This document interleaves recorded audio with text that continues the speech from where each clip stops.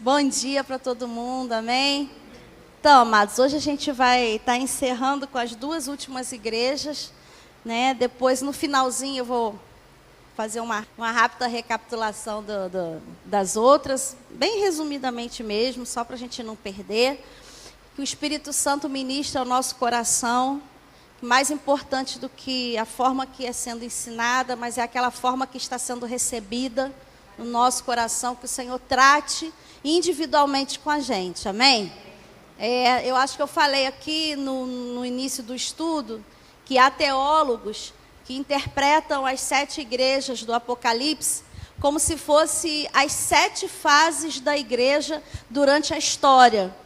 E como eu e Daniel estava falando, a gente acha essa interpretação uma interpretação muito pobre, porque ela limita as cartas. Então, tipo assim, aquela palavra lá para Pérgamo não serve para mim, aquilo. E, na verdade, eu vejo que em todas elas sempre há um alerta para a gente, para os nossos dias hoje, né? Então, eu penso assim, que essa aqui foram cartas escritas realmente para aquela igreja naquela época, mas que é o próprio Jesus falando com a gente. Até porque a própria palavra é uma carta de amor de Deus para a gente, né? Revelações profundas. Então, que a gente hoje continue recebendo a palavra como uma revelação, como o Apocalipse fala, a revelação de Jesus Cristo. Revelação de Jesus Cristo para mim. Amém? Que seja assim no nome de Jesus. Daniel, pode trazer meu caderno? Terminou? Terminou não? Está faltando quantas? Não entendi, filho. Tá, tira aí rapidinho. É porque ele ia tentar fazer um slide ontem, mas ontem ele chegou, tomou um banho e sumiu o Daniel. Tirou? Tá bom. Vamos abrir, amados, em Apocalipse. O capítulo 3. E a gente vai ver a primeira igreja, Filadélfia. Filadélfia. Não, deixa virar. Isso. Apocalipse, capítulo 3. E a gente vai ler do 7 ao 13. Apocalipse 3, do 7 ao 13. Dani, não precisa se preocupar em... Só coloca a foto da ruína e aí depois você pode ir montando um slidezinho para mim. Apocalipse, não precisa colocar os textos bíblicos não, tá? A gente vai lendo aqui. Apocalipse 3, do 7 ao 13. Fala assim: Carta à igreja em Filadélfia. Ao anjo da igreja em Filadélfia escreve: Isto diz o que é santo, o que é verdadeiro, o que tem a chave de Davi, o que abre e ninguém fecha, e fecha e ninguém abre. Conheço as tuas obras. Eis que tenho posto diante de ti uma porta aberta que ninguém pode fechar. Que tens pouca força. Entretanto, guardaste a minha palavra e não negaste o meu nome. Eis que farei aos da sinagoga de Satanás, aos que se dizem judeus e não o são, mas mentem. Eis que farei que venham e adorem prostrados aos teus pés, e saibam que eu te amo.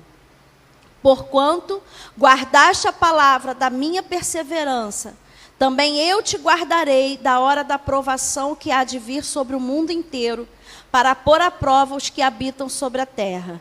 Venho sem demora.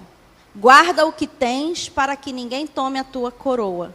Ao que vencer, eu farei coluna no templo do meu Deus, donde jamais sairá, e escreverei sobre ele o nome do meu Deus, e o nome da cidade do meu Deus, a nova Jerusalém, que desce do céu da parte do meu Deus, e também o meu novo nome. Quem tem ouvidos, ouça o que o Espírito diz às igrejas. Pode colocar, filho? Ruínas de Filadélfia, tá, amados? Isso aí para a gente mais uma vez ter uma noção, onde era a antiga cidade de Filadélfia, na Turquia, que hoje é a Turquia, né? Lá atrás já tem construções modernas, mas aqui ainda tem algumas ruínas. Filadélfia. Filadélfia era a mais jovem das 7 cidades, fundada pelo rei Pérgamo de Átalo, pelo rei de Pérgamo, Átalo II, nos anos de 158 a 138 a.C. A cidade estava situada na principal rota do correio imperial de Roma, para o Oriente. Era chamada a Porta do Oriente. Vocês veem que Jesus, sempre que fala, ele aborda algo do contexto da cidade. Então, ela era chamada a Porta do Oriente. Era uma cidade que tinha frequentes terremotos e tremores de terra. Filadélfia foi fundada para ser uma porta aberta de divulgação da cultura e do idioma grego. Então, era uma igreja era uma cidade que já tinha essa função de ser uma porta aberta para a divulgação de algo. E ali foi estabelecida uma igreja, né? Então, uma porta aberta. Como que Jesus se apresentou para Filadélfia? Ele se apresentou como que é santo, em meio ao mundo de pecados, porque a gente pode lembrar que durante todo aquele período, e não muito diferente do que a gente vive hoje, era algo da cultura.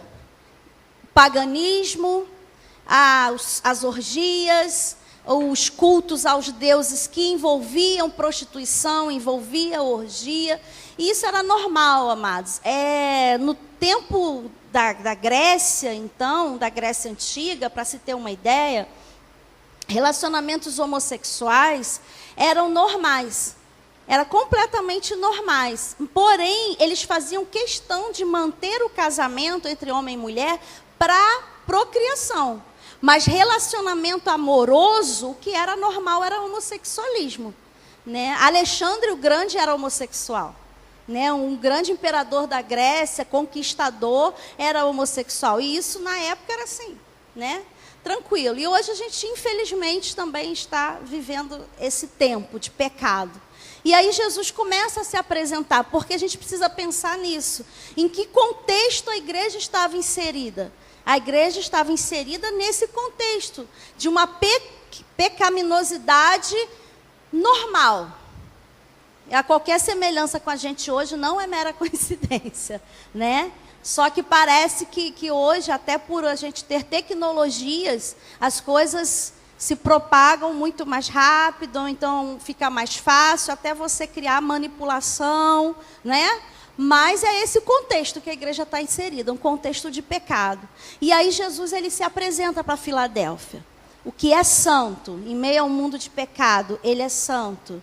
Aí ele fala, no versículo 7, o que é verdadeiro. A gente viu em outras igrejas que o que estava acontecendo? Divulgação de falsas doutrinas, ensino de falsas doutrinas. A gente tinha doutrinas de Balaão, nicolaítas, doutrinas de Jezabel. Então Jesus vem se apresentando para Filadélfia. Olha, eu sou o verdadeiro, né? Jesus ele é aquela testemunha da verdade que testemunha de si próprio, porque ele é a verdade testemunhando da verdade. Né? Então ele vem para Filadélfia se apresentando, olha, em meio a todas as falsas doutrinas, eu sou o que é verdadeiro. Eu sou aquele que tem a chave de Davi. Davi representa aqui a autoridade, porque Davi foi o maior rei que teve em Israel, antes de Jesus Cristo, que é o Rei dos Reis. Mas Davi, ele traz essa imagem de autoridade. Então ele fala, eu tenho a chave de Davi. Ou seja, eu sou aquele que tem autoridade para abrir e para fechar. E aí a gente já vai entendendo essa carta. Porque ele começa falando do quê? De uma porta aberta. Então ele fala, eu tenho a chave. Sou eu que tenho a chave, é o Senhor que abre, é o Senhor que estabelece, e o que Ele abre ninguém fecha, e o que Ele fecha ninguém abre. Amém, irmãos? Glória a Deus por isso.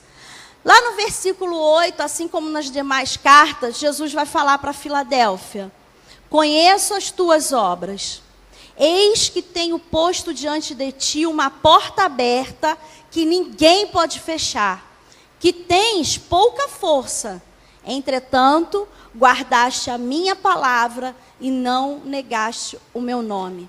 Como a gente vê em todas as igrejas, Jesus conhece as nossas obras. Amém, amados? Tanto aquelas que são feitas em público, quanto aquelas que são em oculto. O Senhor conhece. E eu acho interessante que ele fala para uma igreja que tem pouca força. O próprio Jesus fala: sei que você tem pouca força. Mas, apesar de ter uma pouca força, ele está colocando uma porta aberta diante dessa igreja. Por que Filadélfia talvez fosse considerada, talvez não, Jesus chama ela de uma igreja com pouca força? Porque provavelmente, amados, diferente do que a gente viu lá na igreja de Sardes, que era uma igreja que parecia viva, mas estava morta, essa igreja aqui deveria ser formada, em sua maioria, por pobres e escravos, né? Então, diante dos olhos do mundo, naturalmente, é uma igreja fraca. Por quê? Porque não tem dinheiro, não tem recurso.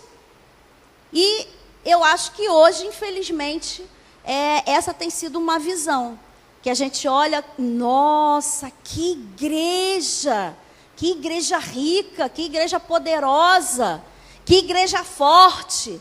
Por que a gente acha isso? Porque são mega templos, lotados de gente, empresários, gente, né, artistas. Tem igrejas que têm muitos membros artistas, pessoas milionárias. Então isso passa aquela falsa ideia para a gente que é uma igreja forte.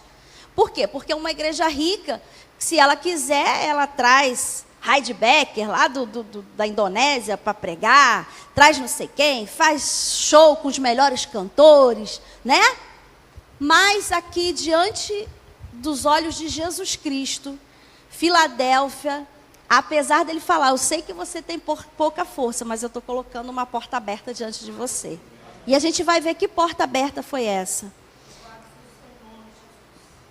E eu achei interessante, estudando Filadélfia, eu falei, gente, então, uma igreja que na sua maioria assim de pobre, né? Não tem tantos empresários. É uma caverna de Adulão, né? Ai, meu Deus. Eu falei, eu tô achando que qualquer semelhança com a gente não é mera coincidência, não. Mas eu comecei a pegar as palavras de Jesus para a gente mesmo. Apesar da gente ter pouca força, tem uma porta aberta. Amém? E Jesus coloca uma porta aberta diante dessa igreja. Amados, as nossas fraquezas não são obstáculos para aproveitarmos as oportunidades que Deus coloca diante de nós. Amém? Nós temos aqui uma porta aberta. Neste local, o Senhor colocou diante de nós uma porta aberta diante de Palmital.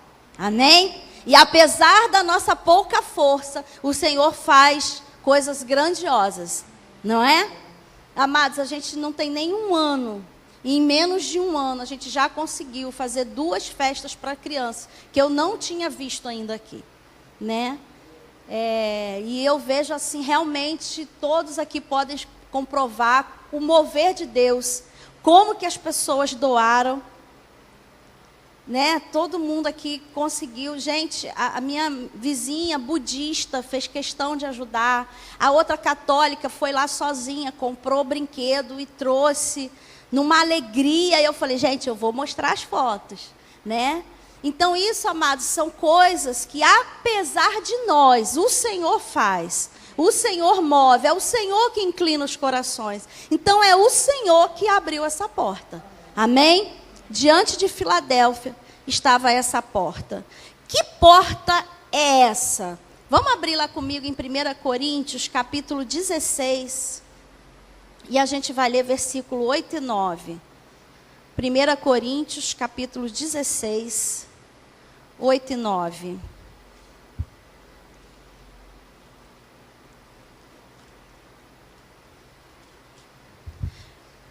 Primeira Coríntios 16, 8 e 9. Amém? Fala assim. Ficarei, porém, Paulo falando, tá, amados? Ficarei, porém, em Éfeso até o Pentecoste, porque uma porta grande e eficaz se me abriu e há muitos adversários. Uma porta grande e eficaz. É o que, amados? É uma porta missionária. O que a gente viu aqui? Filadélfia foi uma cidade fundada para ser uma porta de divulgação da cultura e do idioma grego.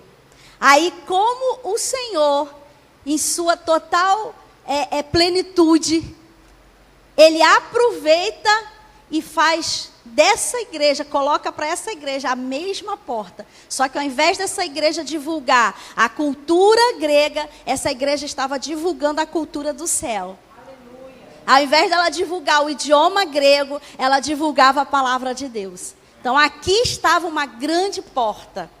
E para Deus, amados, não tem esse negócio, são só 3. Ele começou a igreja com 12, amém? Então, um ainda era traidor. Então, na verdade, foram 11. E transformou o mundo e o evangelho chegou até nós. Então, que no nome de Jesus não haja complexo de inferioridade, ainda somos poucos, ainda somos pequenos, não temos recursos, nós temos o nosso Deus. E se Ele abriu a porta, ninguém vai fechar e a gente vai passar por ela, amém? Então, como uma vez eu ouvi, amados, deixa que Deus manda a onda. E a gente só pega a prancha e vamos surfar naquilo que Ele mandar para a gente. Amém? Glória a Deus por isso. Abre lá também Colossenses capítulo 4, e o versículo 3.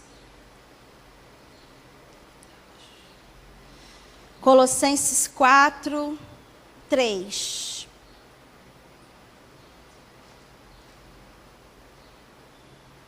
Fala assim, também apóstolo Paulo, no versículo 3. Orando ao mesmo tempo também por nós, para que Deus nos abra uma porta à palavra, a fim de falarmos o mistério de Cristo, pelo qual também estou preso. Então, essa porta que o apóstolo Paulo está aqui pedindo para que fosse aberta, o Senhor abriu para Filadélfia.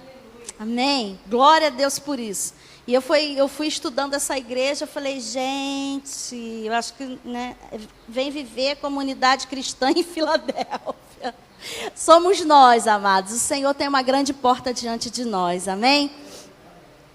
Jesus, Ele vai elogiar Filadélfia, porque ela guardou a palavra de Deus e não negou o seu nome. E Ele fala no versículo 8, conheço as tuas obras, eis que tenho posto diante de ti uma porta aberta que ninguém pode fechar, que tens pouca força, entretanto, guardaste a minha palavra e não negaste o meu nome. Amados, essa foi uma igreja que ela não se perdeu nos desvios doutrinários, mas perseverou no genuíno evangelho. Uma igreja que não negociou a verdade do evangelho. Por isso que o Senhor pôde abrir essa porta para a Filadélfia. Por quê? Porque eles tinham o genuíno evangelho. E só o genuíno evangelho é o que pode ser proclamado, divulgado, que vai gerar transformação. Amém? Então aqui o elogio do Senhor Jesus é sobre preservar a verdadeira palavra. Uma igreja que não se contaminou, que não se permitiu se amoldar ao mundo. Nós temos visto grandes igrejas, amados, igrejas ricas aos nossos olhos naturais financeiramente, mas que, infelizmente, têm negociado o evangelho de Cristo, onde o pecado deixou de ser pecado, onde qualquer coisa vira religiosidade. Ah, não, isso é religiosidade. Você pode encher a cara, você pode dançar o funk até o chão, e você pode transar a rodo, porque é religiosidade, né? Homossexualidade, não, a gente não fala sobre isso. Para que vai falar sobre isso? Entendeu? Então, assim, não existem mais os valores da palavra. E aqui a gente tem uma igreja que, apesar de, aspas, fraca, era uma igreja perseverante na palavra. E diante dela o Senhor colocou uma grande porta. Tanto é que o evangelho se espalhou, amados. Se espalhou. Hoje, infelizmente, a Turquia, ela é um país muçulmano.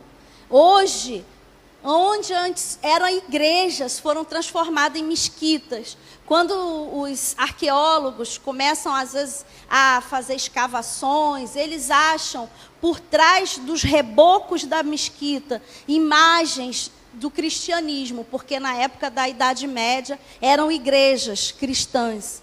Só que as igrejas foram se perdendo, foram perdendo seus valores, foram deixando a palavra, e aí veio o islamismo e tomou conta. Então é triste saber que esse país, que hoje é Turquia, ele já foi todo cristão, e hoje ele é todo muçulmano. Porque nessa época o evangelho se espalhou por todo o Oriente. Amém? Então, amados, é isso que é fundamental. Por isso que, assim, com cansaço, sem cansaço, com sono, mas a gente precisa estar aqui para preservar o genuíno evangelho, amém? Porque nós temos uma grande porta, amados, diante de nós, amém? Versículo 9. Eis que farei da sinagoga de Satanás aos que se dizem judeus e não o são, mas mentem. Eis que farei que venham e adorem prostrado aos teus pés e saibam que eu te amo. Amados, quem eram os, aspas, judeus que não eram judeus? Eram judeus que perseguiam a igreja de Cristo.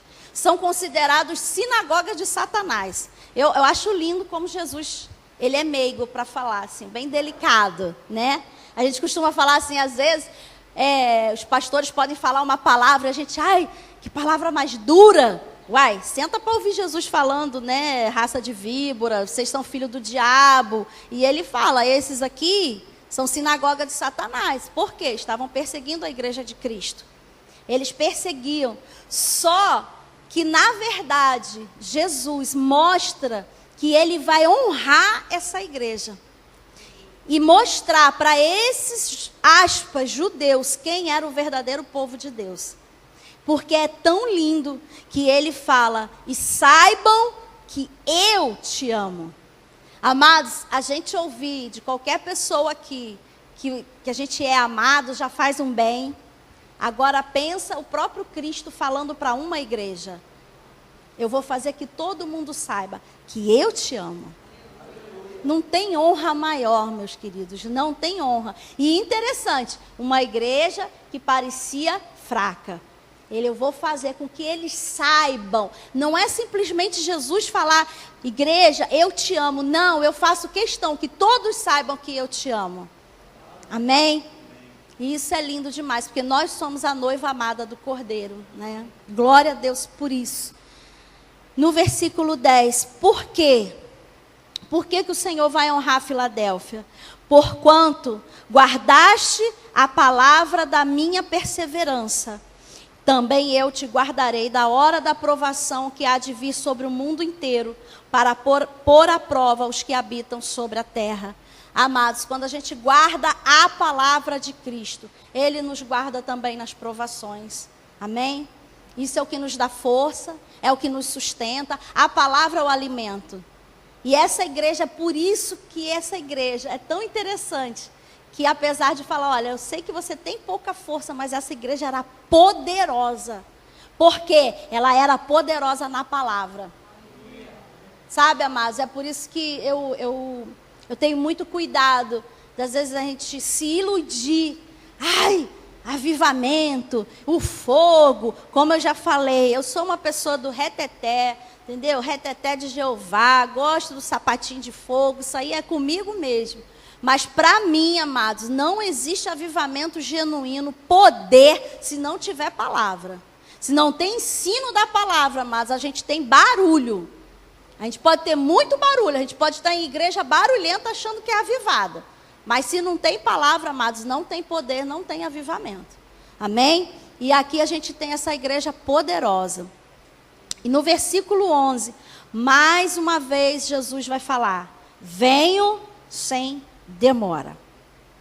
Ele revela a proximidade da sua vinda e alerta para que a igreja guarde aquilo que já tem.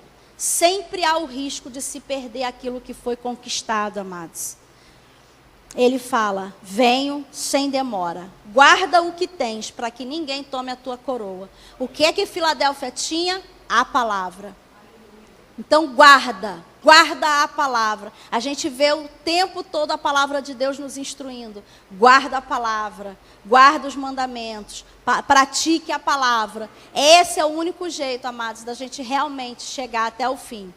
Amém? Porque a gente sempre vai ver o Senhor falando: ao que vencer. Ao que vencer. Então não tem esse negócio de que tô legal, já posso sentar, descansar e deixa para lá. Não, é ao que vencer. E há o risco. Se não guardar, é guardar. Guardar é tomar cuidado mesmo. Você zelar por algo. A gente precisa zelar por essa palavra, amém? Foi essa palavra que o Senhor trouxe. No versículo 12, então, a gente vê a promessa que ele faz. Ele vai falar: ao que vencer, eu farei coluna no templo do meu Deus, de onde jamais sairá. Escreverei sobre ele o nome do meu Deus e o nome da cidade do meu Deus, a nova Jerusalém, que desce do céu da parte do meu Deus, e também o meu novo nome. Quem tem ouvidos, ouça o que o Espírito diz à igreja. A promessa ao que vencer. Ser uma coluna no templo. Olha só, para uma igreja que parecia fraca, ele fala: eu vou fazer de vocês coluna. Coluna, amados, é algo para ser inabalável. E isso falando para uma igreja que estava numa cidade que tinha, já estava acostumada a terremotos e abalos. E ele fala: eu vou fazer vocês coluna. Eu vou fazer. Amados, sempre que o desânimo quiser nos abater, a gente precisa relembrar as promessas que o Senhor faz. E como a gente tem falado aqui, essas cartas são para nós. O Senhor vai fazer de nós coluna inabalável. Nada mais vai poder nos abalar. Amém? Depois ele fala: vocês vão receber os nomes de Deus, de Jesus e da cidade.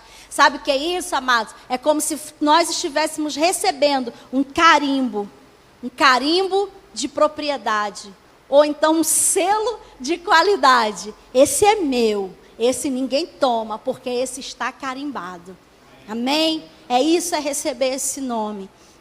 A quem pertencemos e de onde somos. Nos produtos, né?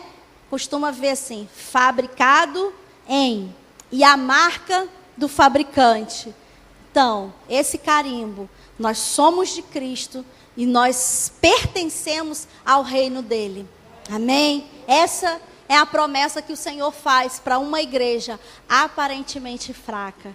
Então, quando eu estava quando eu estava estudando essa igreja, eu me emocionava, lembrando da gente aqui, né? Quem é que dá alguma coisa pela gente? Ainda, não chegamos a 50 membros, né, amor? Ainda não chegamos a 50 membros. Mas aquele que prometeu é fiel para cumprir. E quem abriu essa porta, amados, foi o Senhor. A gente não saiu arrombando porta nenhuma. O Senhor abriu, então é Ele que faz. E aí eu vi aqui o Senhor pegando uma igreja que era aparentemente fraca, falando que vai fazer coluna, que tem diante de si uma grande porta. Isso é para animar a gente. O Senhor colocando diante de nós uma grande porta. Amados, e a gente não precisa ficar nem olhando só para Palmital. Eu vejo Palmital como um começo. Mas é algo que eu tenho no meu coração, que daqui vai sair homens e mulheres de Deus para alcançar as nações, amados. Não é só Palmital. Eu vejo como Palmital, como se nós fôssemos aqui, aquele arco que vai retesar para trás e vai soltar a flecha. Então eu creio que há uma grande porta. Então que a gente nunca se permita se desanimar por números, ou às vezes decepções, porque como a gente fala aqui, somos todos imperfeitos, estamos todos em obra. A gente tinha que andar com uma plaquinha, né? Estou em obras. E o Senhor que começou a boa obra é fiel para completar. E que a gente não se desanime, amados, porque pode haver dia que o nosso irmão não vai estar bem, e pode passar pela gente, falar de uma forma que aquilo vai mexer com a gente, mas vamos em frente, amados. Tem uma porta aberta para a gente não pode parar. Estamos numa grande obra e não podemos parar. Amém? Glória a Deus. Não sou Cabo Daciolo, mas glória a Deus. Isso é só para vocês acordarem. Amados, vamos para a última igreja, que é Laodiceia. Daniel, pode botar a foto? Ruínas de Laodiceia, amados. Essa era a cidade de Laodiceia, na Turquia. Eu amo, sabe, gente? Eu não sei vocês, que de repente alguns podem olhar, mas um monte de troço quebrado, caído. Eu acho a coisa mais linda do mundo. Para mim, isso aí é muito mais lindo do que um Empire State, uma Estátua da Liberdade. Você fala, Sandra, eu te dou uma passagem para Nova York, é para você visitar as ruínas. Me dá para ruína, qualquer uma. Pode ser o Coliseu, Grécia, Turquia, Jerusalém. Não precisa, cara, Nova York está lá, um monte de prédio, carro buzinando. Eu gosto disso. Isso é a minha coisa mais linda do mundo. Então, essa daí são as ruínas de Laodiceia. Vamos continuar, amados. Versículo 14, no próprio capítulo 3. Eu dei um título para Laodiceia, eu falei, uma igreja sem fervor espiritual. Capítulo 3, 14 ao 22. Posso ler? Fala assim. Ao anjo da igreja em Laodiceia escreve. Eu acho que eu já falei isso aqui de outra vez e eu vou frisar. Amados, a instrução o Senhor sempre vai trazer para os pastores. Amém? Sempre. Por isso é que eu falo, amados, vamos abraçar realmente a visão que o Senhor tem colocado no coração dos pastores. Então, aquela palavra que o Senhor trouxer como orientação, como direção para a igreja, a gente pode ir sem medo. Amém? Por quê? Porque Deus sempre começa pela liderança. Amém? É como se fosse um rio que vem lá da cabeceira. E aí, quando a igreja pega junto, amados, a coisa flui, a coisa flui. Então, a gente vê aqui o Senhor tratando de coisas seríssimas com a igreja, mas Ele direciona ao anjo da igreja. É ao pastor. Por quê? Porque o pastor vai ter que dar conta diante do Senhor de tudo que Ele nos ensinou. A gente vai dar conta de tudo aquilo que a gente viveu. Mas ele vai ter que dar conta. As pessoas acham assim, que o pastor vai ter que dar conta das almas, de quem desviou, quem não desviou. Não, isso aí é responsabilidade individual. Mas aquilo que ele transmitiu. E se o Senhor falar, quem mandou você falar isso que eu não mandei você falar? Da onde você tirou essa ideia? Por que você ensinou? Por isso que às vezes eu penso que há pastores que são ateus. Eu falo, gente, esse pastor é ateu. Porque largando a igreja do jeito que está largando, falando que pode tudo, que não sei o que, e eu falei, só pode ser ateu, porque não tem temor que um dia vai estar diante do Senhor prestando contas. Isso é muito forte.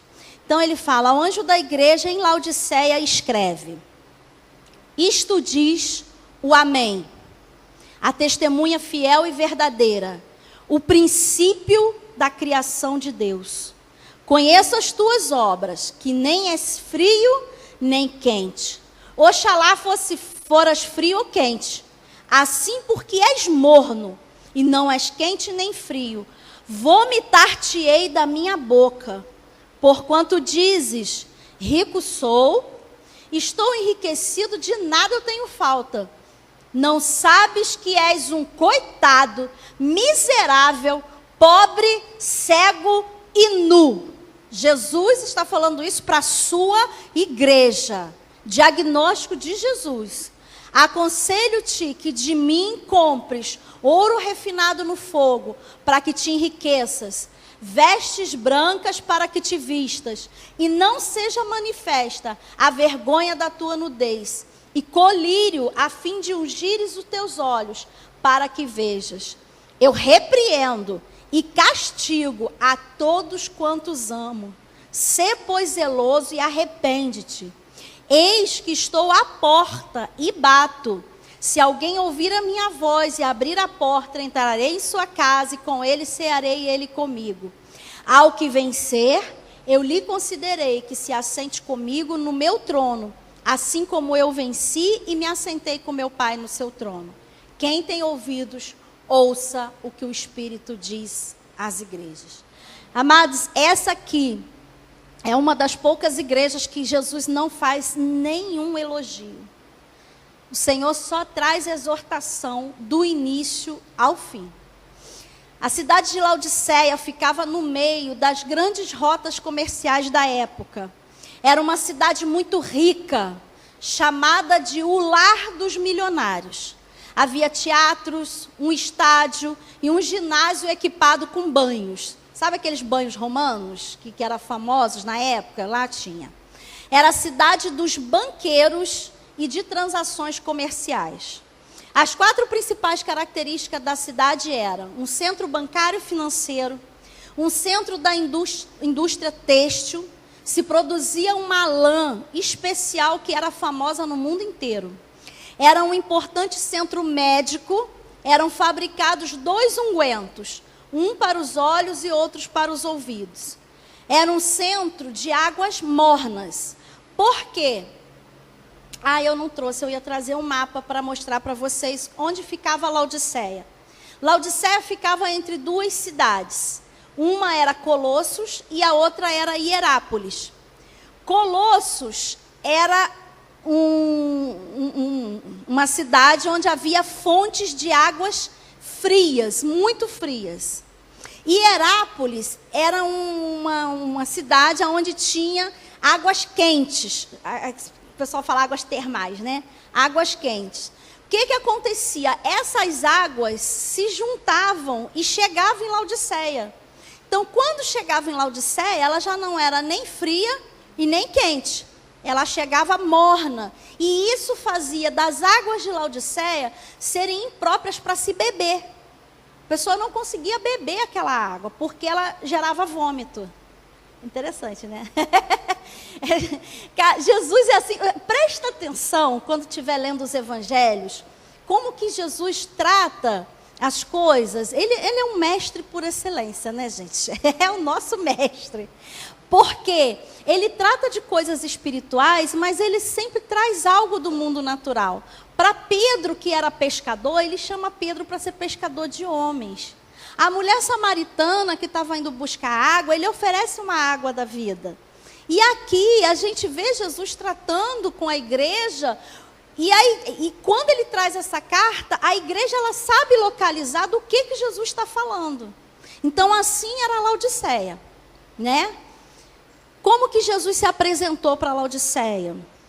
Versículo 14, ele fala assim: ao anjo da igreja em Laodiceia escreve: isto diz o Amém, a testemunha fiel e verdadeira, o princípio da criação de Deus. Quando ele fala que ele é o Amém, Amém, para quem não sabe, significa assim seja. Ele é aquele que faz a promessa e que cumpre. Então ele é o Amém, porque assim eu disse, assim será. Amém? Ele é o Amém. Ele é a testemunha fiel e verdadeira. Ele é, como eu falei aqui, ele é a verdade que dá testemunho da verdade. Amém? Ele é o princípio da criação. Em João 1 e 2, a gente vê que a palavra fala que o verbo estava com Deus e o verbo era Deus. Então ele estava lá no princípio da criação, transformando o caos em beleza. Amém? Assim como estava um caos no princípio da criação, a gente percebe aqui uma igreja que estava um caos. Mas o mesmo que estava lá está aqui. Amém? Então, amados, isso, eu ouvi Asaf Borba falando, e para quem não conhece Asaf Borba, ele é um cantor evangélico, que tem músicas assim, que marcaram a nossa vida para sempre, né? E eu não sei quantos conhecem, tem uma dele que fala muito comigo, que ele fala: a cada manhã, conhece, pastora? A cada manhã. As misericórdias se renovam. E são muitas músicas maravilhosas. E Asaf, ele estava falando por quê? Porque às vezes, amados, dá uma tristeza no coração da gente. Pelo tempo que a gente passou, um ano sem estar congregando, visitando igrejas, dá uma tristeza. Porque a gente olha e fala, Senhor, o que está acontecendo? Cadê o seu evangelho? Cadê a sua palavra? Tem tudo na igreja. As igrejas estão pintadas de preto, isso aí é problema de cada um, é gosto, né, e tal. Cheia de ar-condicionado, luz, dança, tal. Mas cadê a essência? Cadê o fluir do Espírito Santo? E aquilo gera uma tristeza, mas eu estava vendo Asaf falando, e Asaf é uma pessoa super empolgada com a igreja de Jesus Cristo. E ele falou, amados, eu ainda acredito na igreja. Eu ainda acredito. E aí a gente tem que lembrar disso, não importa como está o estado da igreja em geral hoje. O Senhor é aquele que transforma o caos em beleza. E eu creio que o Senhor vai encontrar uma noiva gloriosa. Amém? A gente não pode desanimar, amados. E nem se juntar com aqueles que só sentam o pau na igreja, né? Que batem na noiva do Cordeiro. Eu acho que Jesus não vai gostar, não. De saber que o povo está batendo na noiva dele. No versículo 15 e 16, Jesus começa a fazer um diagnóstico dessa igreja. Então ele fala assim: conheço as tuas obras, que nem és frio e nem quente. Oxalá foras frio ou quente. Assim porque és morno e não és quente nem frio, vomitar-te-ei da minha boca. Amados, Jesus revela o quê? O que é essa mornidão? É a falta de fervor da igreja. Sabe aquilo que arde no coração? Sabe quando a gente começa a perder o prazer de pegar a palavra para estudar? Não sei vocês, amados, mas eu já perdi. Eu já tive momentos de perder o prazer de orar, de buscar o Senhor, de estar meditando na palavra, e realmente é uma sensação terrível. E essa igreja aqui, esse era o estado dela. Era o estado, como o pessoal fala, era o status quo, né? Era assim que ela era. Uma igreja sem fervor. Por isso que ele fala que é uma igreja morna. E ele ainda fala, era melhor que você fosse ou fria ou quente. Sabe por quê, amados? Porque o Jesus prefere um pecador assumido do que um crente convencido. Porque o pecador assumido, aquelas pessoas que sabem realmente a sua real condição, é muito fácil ela reconhecer que o evangelho é a solução para a vida dela. Mas agora aquela pessoa, sabe aquele doente que não admite que está doente? Esse é o crente convencido. Eu não, eu sou crente, eu vou para a igreja todo domingo, eu dou meu dízimo, então eu estou bem na fita. Mas Jesus repreende, ele fala, ó, frio, okay. A gente percebe que Jesus, ele preferia até estar em companhia dos chamados pecadores da época do que dos fariseus. Por quê? Porque os fariseus eram aqueles que pareciam, mas não eram. Era esse morno aqui, sem fervor. E lá em Levíticos 6, não precisa abrir, no versículo 13, a palavra fala, o fogo arderá continuamente no altar. Pentecostal fala muito de fogo, né, Moisés? Aleluia! Amados, mas precisa arder em nós realmente o fogo continuamente. Hoje nós somos o altar, hoje nós somos o sacrifício vivo. E esse fogo precisa arder continuamente. Amém, amados? A gente não pode se deixar esfriar. Esses dias eu vi um pastor falando, amados, eu não sou responsável por te manter avivado. Porque se você não se dedica na oração e na palavra, não tem o que eu faça que vai te manter avivado. Aí a gente joga para o pastor ou para os ministros a responsabilidade, não, tem que trazer aquela palavra. Tem que, ai, a palavra não foi boa, a palavra... Não, eu preciso manter o fogo ardendo continuamente na minha vida. Amém? Sem palavra, sem oração, amados, esse fogo apaga. Esse fogo apaga. Congregar faz parte, se dedicar na adoração, amém? E assim a gente mantém essa chama acesa. Versículo 17, a gente vai ver Jesus revelando a verdadeira condição dessa igreja. Aí ele fala: porquanto dizes, Laodiceia dizia de si própria, rico sou, estou enriquecido, não tenho falta de nada. Aí Jesus fala: não sabe que é um coitado, miserável, pobre, cego e nu. Eu estava lendo num livro que a única coisa boa que Laodiceia tinha era a sua autoimagem. Ela achava que ela era boa. Mas Jesus revela uma igreja cega quanto à sua real condição. Uma igreja com uma autoimagem totalmente distorcida a respeito de si própria. Uma igreja materialista, cujos valores eram os mesmos da cidade. Uma igreja autossatisfeita consigo mesmo. Não tenho falta de nada.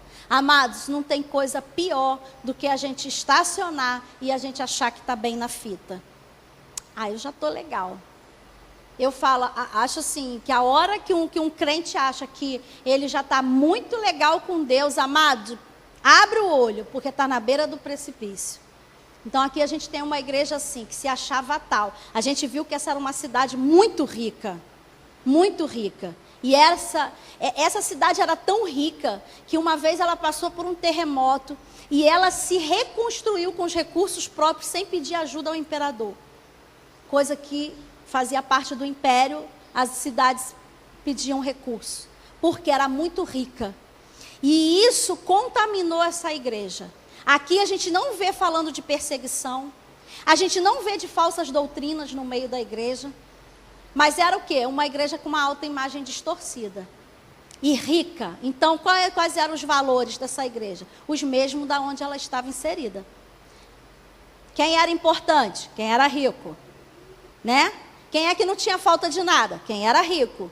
E aí essa igreja se vinha assim: eu sou rica, estou enriquecida, não tenho falta de nada.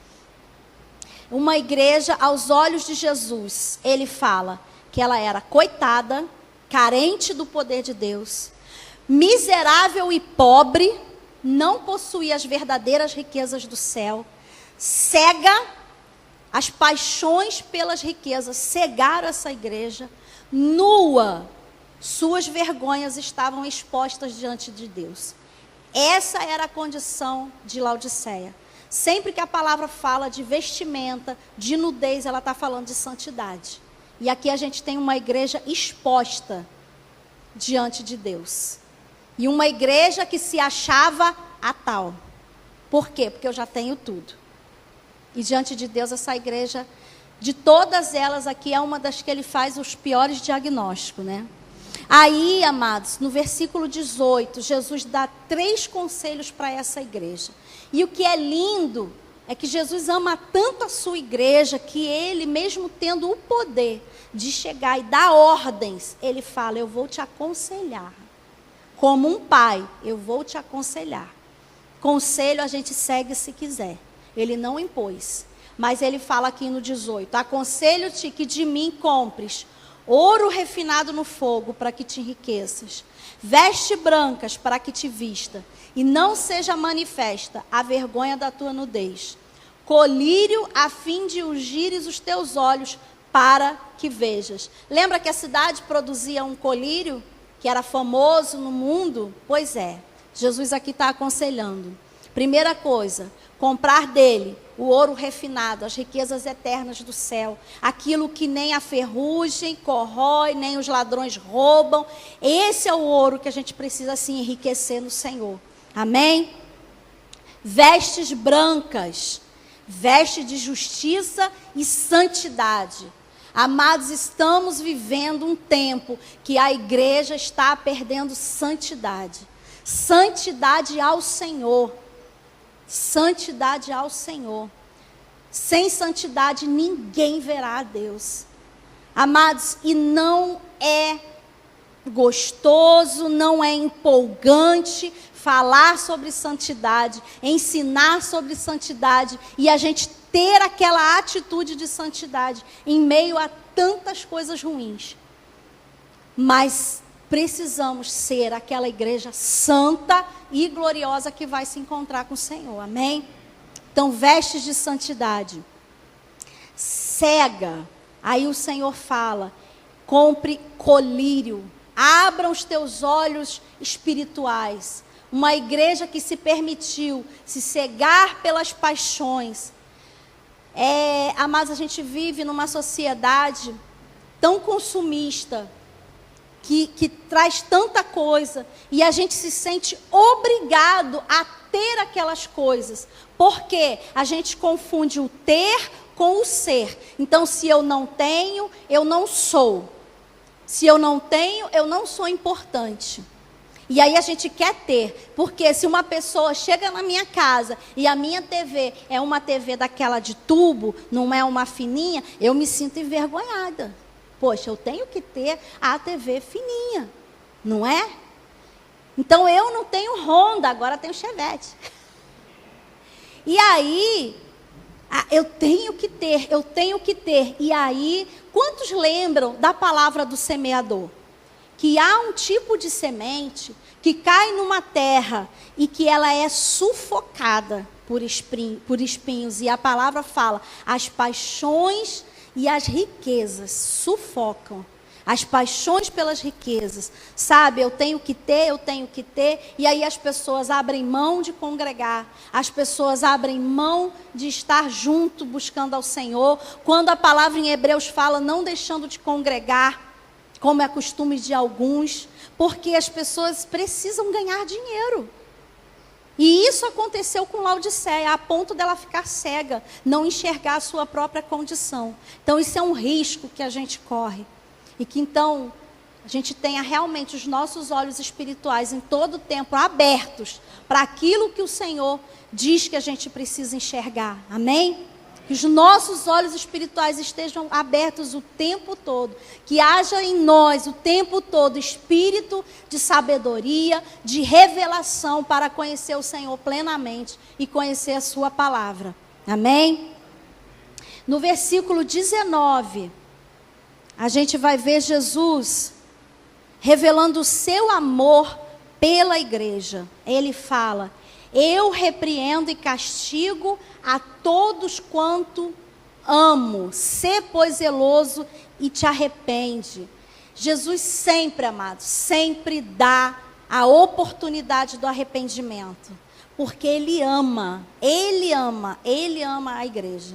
Enquanto há esse tempo aqui na terra, há tempo de arrependimento. Há tempo. E que vem, amados, e que realmente é algo que a gente pode começar a clamar. A gente não precisa se acomodar.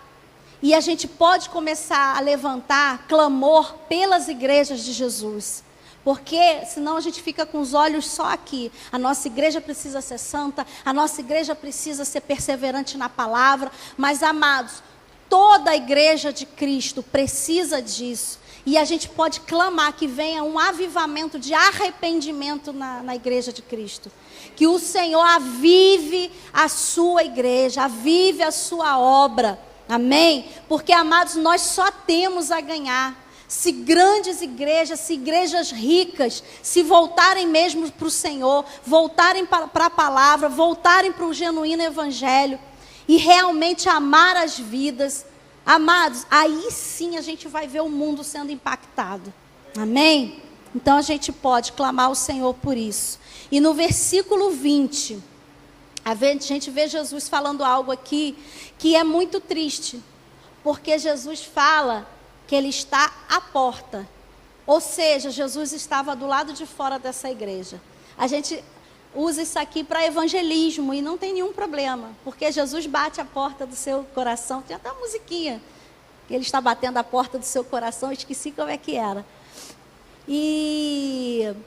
Mas aqui Jesus está batendo na porta de uma igreja. Jesus estava do lado de fora.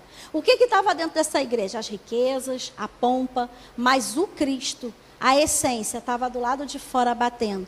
E ainda assim, ele fala: eu estou esperando que alguém abra. Eis que estou à porta e bato. Se alguém ouvir a minha voz e abrir a porta, entrarei em sua casa, com ele cearei e ele comigo.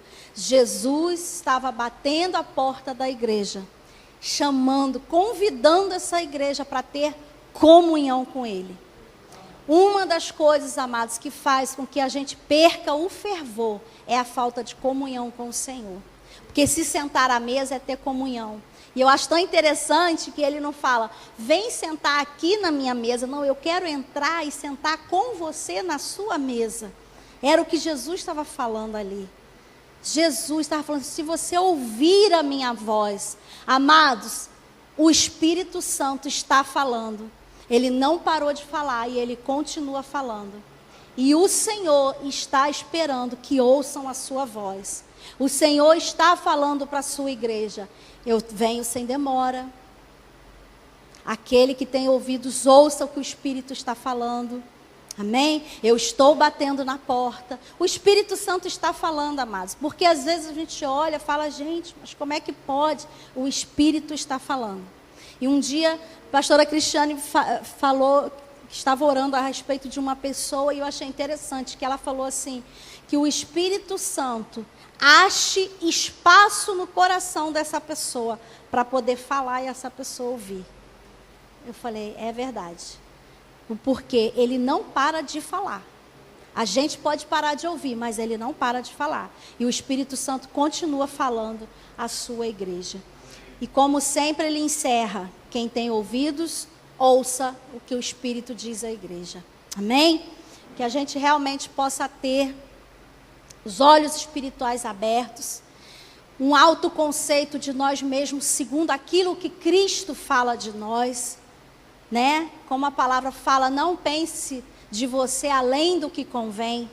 Mas, amados, a palavra de Deus, ela é um espelho para a nossa vida. Na palavra a gente sabe se a gente está andando em santidade, se a gente está agradando ao Senhor. O Espírito Santo dentro de nós, ele nos revela. Sabe, a gente costuma falar que dentro de nós é como se nós tivéssemos um sinal de trânsito, que tem a luz vermelha, a luz amarela e a luz verde. Se acender a luz amarela, presta atenção. Se acender a luz vermelha, não avance. Mas se acender a luz verde, amado, vamos em frente. Amém? O Espírito Santo faz isso conosco. Eu vou passar muito rapidamente o resumo das 7 igrejas. Então vamos lá. Éfeso, uma igreja trabalhadora, zelosa pela doutrina, mas perdeu o primeiro amor. Esmirna, pobre para o mundo, mas rica para Deus. Uma igreja perseguida, fiel até a morte. Pérgamo, mantinha a fé, não negava Jesus, mas estava sendo seduzida pelo mundanismo. Tiatira tinha obras, amor, perseverança, resultados, fé, mas se perdendo em falsas doutrinas. Sardes tinha nome e fama, mas estava morta espiritualmente. Filadélfia, pouca força, mas diante de grandes oportunidades. Laodiceia considerava-se autossuficiente, mas era pobre, cega e nua, uma igreja sem fervor espiritual. Amém? Louvado seja o nome do Senhor, que essa palavra, amados, sirva para nós, para que a gente se mantenha sempre com fogo aceso no altar. Amém? Louvado seja o nome do Senhor.